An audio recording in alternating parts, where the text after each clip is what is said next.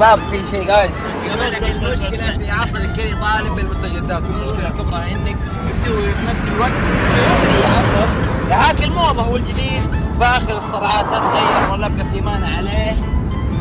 كيف تبيني البس ثوب ما هو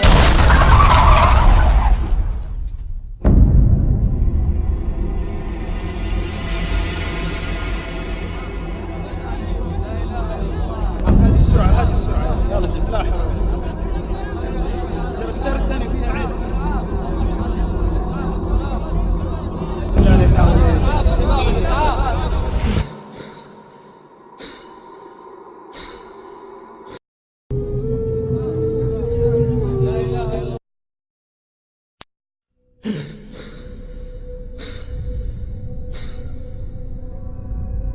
بدر بدر يا رب نواف رد علي اخاف الحقوني يا ناس بعد يكلم الاسعاف. أنا نواف، أنا توي مت، هذه كانت حياتي وهذه اختياراتي. هاي شهد. حبيبي احنا اتفقنا انه نخرج ذاك المكان، صاحبتك جات كنسلت، فانا ما ادري ايش هيعرفني صح؟ نواف يلا الصلاة. اها ايوه طيب نواف يلا الصلاة. طيب يا امي طيب. الله اكبر.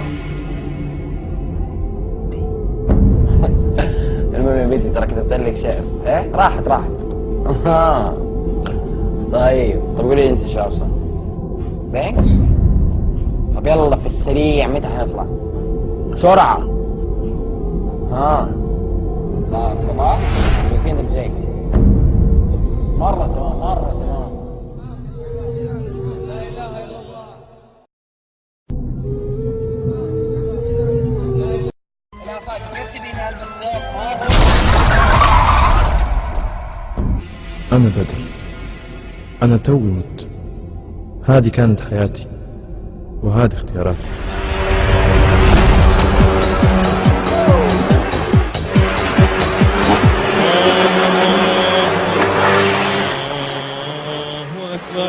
الصلاة يا عم روح. ايش التمسيكه دي يا شيخ؟